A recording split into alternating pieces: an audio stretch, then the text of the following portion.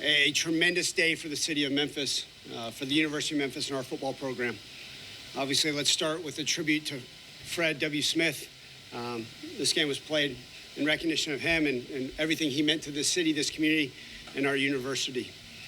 Obviously, when we talk about being all in, the city of Memphis showed up today. Our great fans, the students, close to 40,000 people cheering on the Tigers, watching them play an SEC opponent on national TV. They showed up and they showed out and they made a difference. So thank you to all of our great fans that showed up today and poured their heart and souls, because our Tigers tried to give it back to you guys in between the white lines. Talk about being all in. It's something we preach all the time. And that A stands for attitude. And our guys had the right attitude and approach. There was a no fear mindset coming into today. We knew it was a tough opponent. We saw what they did versus Ole Miss in an almost win game. We saw their accolades that every single one of their individuals had. But our guys had the right approach every single day this week and came out swinging. All right, that next L, we talk about little things, details in our game. All right, we got a lot of things that we could have cleaned up. All right, some turnovers ourselves. But when it mattered, we handled the things we need to. And lastly, love. And we talk about that, and people say, man, that seems crazy for a coach to talk about love this day and age in college football, 70-plus new football players. But pregame, I talked to our guys about our team over their team, our commitment, our love, our passion, our determination, our intelligence, our work ethic, that we're built differently, and ultimately showed up in a win. And couldn't be more thrilled and honored and privileged to be the head coach here. The fact that we found a way to go 1-0 today, as you guys well know, we'll celebrate this one for a few more hours. I'll wake up pissed off because we got conference play and find a way to go 1-0 next week. We'll start with John down the left. Coach, you go down 18. What was your message at half for the guys? Swing harder. Now, we don't back down around here. Our guys have an approach and an understanding that we always believe. Adversity is going to continue to come. I don't know if it's going to come next week. I don't know if it's going to come in the fourth quarter, 2 weeks from now. But our guys always believe. And that belief, that mindset, that approach is going to carry them long, long past football. And so at halftime, there was no threat. There was no fear. I was told that this was the biggest come-from-behind win since the UCF game that I was part of in 2020 during COVID. Obviously, that game had about 5,000 fans due to COVID restrictions, and this one had a packed house. And so I'm glad so many of our fans got to see it. And then our fans throughout the country on national television got to see it as well. So that was huge. But I told our guys, listen, we got them exactly where we want them. And I said that, and it was funny because a couple of the guys said, you say we have them exactly where we want them? Absolutely. And even though we didn't, that first drive stalled out, there's a belief and a mindset and approach that this game is ours, and it's going to be a full-quarter battle. And sure enough, down to the last second. Devin. Coach, that last drive, Brandon Lewis goes out. Aaron Silverfield goes in, makes one of the biggest play of the game. How was his preparation throughout the week for the kids out there in that spot to make a play to win the game? So it's interesting. We actually show our guys examples of things that happened. And there was actually a game 2 weeks ago where a player's helmet came off. So they stopped the clock, and I had the option to use the timeout to put Brandon Lewis back in, but the clock was stopped no matter what. Obviously, that was a crucial time for them on defense not to have to use a timeout. So situational football, I said, okay, do I use a timeout here, which didn't matter, and put B. Lou back in the game? Well, sure enough, Arrington was already out there. I said, let it be. Well, the whole plan was to hand the ball off and the running back put, 2 hands on the football and go get 3 yards in a cloud of dust. If you get a little bit more, great. Next thing I know, Arrington keeps the ball and those legs keep churning. And it was one of those like, oh, and then get the first down. But you're exactly right, Devin. I think that speaks volumes to the young men, every single one of them. You think Arrington Maine thought he was going to go in with 22 seconds left in the football game to go win this thing? Not at all, but his preparation, his mindset as well was phenomenal. And we talk about having focus for 60 minutes. Well, he needed it for 59 seconds and 59 minutes and 38 seconds. And I'm just so proud of him. He had to make up for that negative rushing, he had last season. So it's great. Glad to see him be able to do that and carry us. And that probably was the biggest run of the game for sure. We'll go to the line, Frank. When Arkansas drives the ball for what would have been a six-shot field goal, was there any decision-making in your mind, like, do we play this straight up? Do we let them score? Just like, how do you play that out? That's a great question, Frank. And so what happens is normally analytics would say, hey, probably let them score. Give yourself a chance to get the ball back with about 35 seconds to go down to at least maybe tie the football game. So when we played at East Carolina 5 years ago, that situation showed up and we did that. Well, tonight it was the same deal, or this afternoon was, okay, do we let them score or do we try to get a stop? Obviously, at that point, I said, hey, listen, they have a freshman kicker who was obviously did a nice job in this game, but the previous week had missed 2 kicks. So I was going to bet on our field goal block team and hopefully the little pressure in this game that he wouldn't be able to handle that. Sure enough, we didn't even get to that situation. I wish I could sit here and say I predicted that Chris Bracey would get that fumble recovery, but it all works out in the end and couldn't be more pleased. Jonah. Ryan said at halftime you told the team you have them exactly where you want them. What was it about the first half, even though you guys were down, that made you feel that confident? A couple things. We tried the surprise onside kick. It's something that I would still try again. I mean, we executed it pretty darn well all week in practice. Felt very confident. The players did too. We didn't execute as well as we wanted to.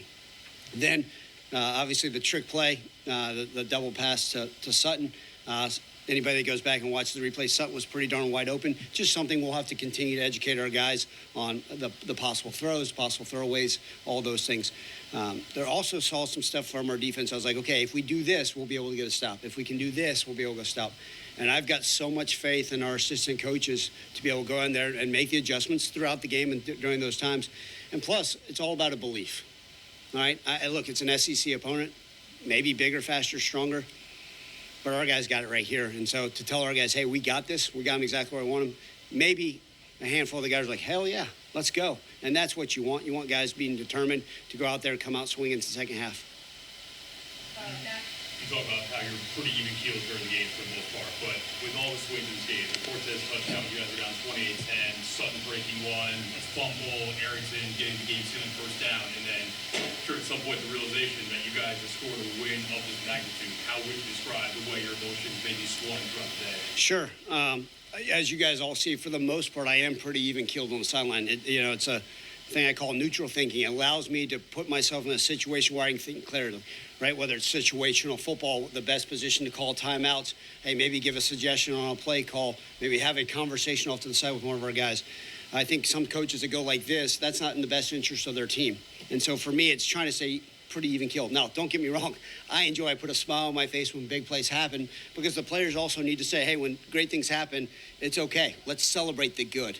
All right, let's coach off the things that we need to coach off of. And so, look, throughout the ebbs and flows of the game, there was not a smile on my face until really that last second. I wasn't sure if the refs were going to call another timeout in the middle of a kneel down.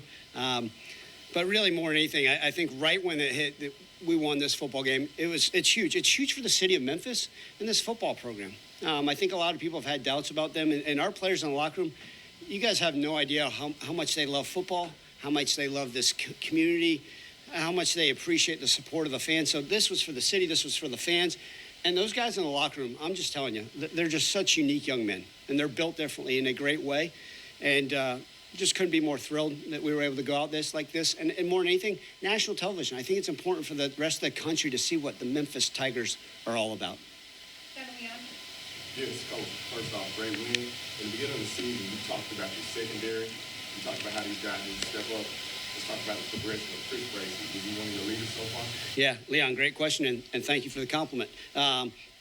Yeah, look, Chris has done some great things. We saw that he had a starting role earlier in the season. Then his package actually got limited based off on personnel. But he's one of those guys that was ready no matter what happened. The situation at the end of the game, it showed up, and he was able to make a play on it. And so couldn't be thrilled for that guy because even though maybe the last 2 weeks weren't exactly what he wanted from a playtime standpoint, he stayed dialed in, and he made, obviously, just such a phenomenal play to find a way to get that ball back. 10 in the second round. Two things. Is that the Sutton Smith pre-surgery they put him under, or is it one of those cases where he kind of picks up an extra year after all the surgery, rehab, and all that? And then the other thing, I think you got 5 of them now. How much more does the power conference win can you get? Well, so first off, I think it's one of those deals, right? Like, they don't know that we actually put a bionic knee in Sutton Smith, so he's like RoboCop, so he's actually faster now. So he actually asked for another one next year, just so, even though he'll be healthy. Now, I think we all knew, and you guys have heard me talk about Sutton Smith for many years. He's a young man now I've known for 6 years. have a wonderful relationship. And we talked about it all offseason, just his hard work to get back to being able to play football at a high level. And then I think we're seeing, wow, that's the Sutton Smith that Ryan Silverfield's been talking about. And that's the type of guy that shows the grit that kind of represents the rest of the city of Memphis to go out there and find a way. I mean, on that one long run, he was actually tackled. The guy grabbed his face mask. He kept his feet churning and found a way. But just couldn't be more pleased with him. And, you look back, I think it is important. And, again, it's not about me. It's about this program, right? We beat Arkansas. Okay, let's go. We beat West Virginia. Okay, we beat Florida State at Florida State. We beat Iowa State. And so, a few years back, we beat Mississippi State. But I think just in recent history, the Power 4 teams that we've been able to line up, we've been able to handle. And it was a tough four-quarter battle, and they all are. That's the nature of college football. But those wins, they're great. And I think they're great for a national stage. But ultimately, our goal is to win the conference championship. And that starts next week. And we're going to have to be even better than we've been. We're going to have to go play a four-quarter game on the road again versus a team coming off a bye. And so next week is the most important game of the entire season. So just talk about the defense stepping up, even though, Arkansas moved the ball a little bit, just making these timely plays like Cruz having the sack and knocking out of field goal range, and then Kamari had the interception after dropping one, and then obviously Chris with the fourth fumble at the end. Just talk about the defense and why they're able to make those types of plays. Yeah, Coach Hankins says it best, right? Sometimes the yardage may not be exactly what you want, and the stat sheet, at the end of the day, it's about finding a way. And we have an opportunistic defense, right? We dropped even a couple more interceptions, but I think that's so important. We knew how potent that Arkansas offense was.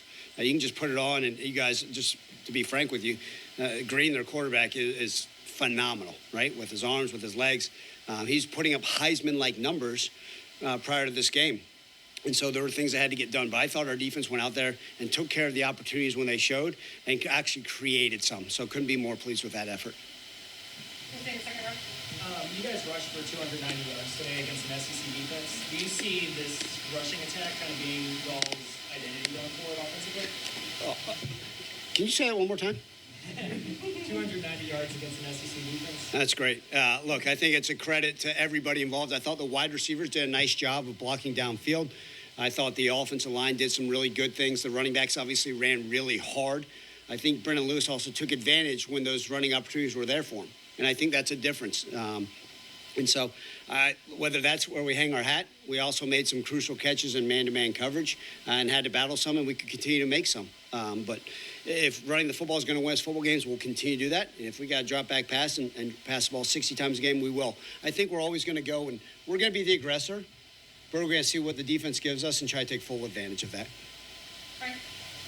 When first half, Brendan Lewis was 8 of 21 passing, and in that third quarter, he completed the first 6 passes. How did you see him kind of settle down in the passing game in that second half? Yeah, Frank, I think part of that was, right, there were some missed throws early on, and I think just sometimes, for him, this was the biggest home game he's ever played in his entire life. And the biggest crowd, the most exciting. I mean, this is huge for him. And so I think what happened was like, hey, take a deep breath, bud. You got this. And I think at halftime he came back. So even though we came out and didn't get the first down, or move the chains, with the first drive of the second half, I think he still understood, okay, I got this. And just saying, man, look, take a deep breath. You'll be fine. And so for him, it's about being confident and trusting what the play call is and putting himself in the right situation and finding ways. We got great faith in Brandon Lewis, and Throlley's our quarterback. Jonah?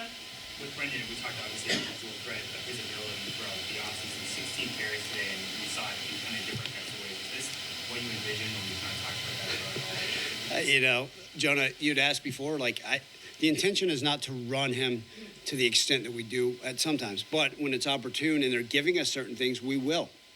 Sometimes when the coverage is there and the pocket may fold, or the time of it works where he just tucks it and runs, that's okay. That's what we want. There's also some zone read elements to it, right? The defensive end's pinching, the linebacker stays in, and the quarterback has the ability to pull it. And so, look, I knew that he had a unique skill set, and I think every week we're able to see different parts and different elements of it. And we're going to see if it means running him down the road, continue to, great. If not, if it's taking what the defense gives us, we'll push in that direction as well. Back over to Devin. Coach, in the power conversation, you've been around with this program, you know the history of this program. Wasn't it about eliminating games, national TV, power conference teams that brings out the city and brings out the program? Well, it's great. I think more than anything, I give credit to these great fans for showing up, right? The 11 a.m. games, I've been a part of those, right? National television, SEC opponents. It's great. Our fans have a lot of pride in this program. We're going to need them to show up in 2 weeks from now for the next home game, right? Let's show up. Why not? Let's fill the whole stadium with blue for our next home game. But I think what's happened is everybody sits there and says, oh, man, this is a great product, right? And obviously with what we're doing with the stadium, it's going to continue to be a wonderful environment for people to come be a part of. And every time people show up, they say, man, not only was that a wonderful product on the field, but the game day experience was great. And that's what the university, the administration has done a phenomenal job of continuing to create a great atmosphere for our wonderful fans to come be a part of. Oh, and by the way, that beautiful construction, I'm sure that looked really, really pretty on national television. We'll finish up with Matt and then Landon. I know you're not interested in ranking them, but you did rattle off the Power 4 wins before. Yeah. Given the regional rivalry and the conversation, this will probably put you guys in as far as ultimate goals later on. Does this feel like maybe the biggest win you've had here? So that's a great question, Matt. That was asked prior. You know, look, the first win's always fun. The come from behind win versus UCF was great. The bowl win versus Iowa State in the Liberty Bowl, where we were tremendous underdogs, and you know, everybody in the city of Memphis said, man, we've always wanted to win a Liberty Bowl. That was huge. I think about, you know, Coach Leach, when we were able to defeat him when he was at Mississippi State, the legend, the Hall of Famer, the man I have so much respect for. You think about going down to Tallahassee and you know, being able to beat my mentor, or you know, and somebody I have a lot of respect for down at Florida State. The bowl game versus West Virginia. Those are all great. A lot of fans have told me this is going to be huge because they've always wanted to beat Arkansas and to be able to do this here. You know, I think the biggest thing is it's just continue to stack wins because it's great for the city, it's great for our program, and it shows that we can compete with anybody in the country. Finish up with Landon. Yeah, like you said on Monday that Cortez is pretty much fully caught up to speed. And he goes out today, has 7 for 102 yards and a touchdown. Just, what does it do for your offense to have a guy like that out there and fully ready to go now? Yeah, he's a tremendous asset, you know, and I give him credit because people don't realize how complex this offense is. So I think about the work and the preparation he did to put himself in the situation to come here and have success. And he's another one of those young men that, you know, when we talked about during the recruiting process, he goes, Coach, I just want to be a part of a winning culture. And I'm going to do whatever you ask me to contribute to this thing. And obviously, he's now contributing in a major way on the field. And he's one of those guys that's been so proud to be a part of this and this community and this program. And it's been fun because, you know what? He's going to be going out and watching more film and finding ways to have more production, continue to help us find win games. Thank you, Coach.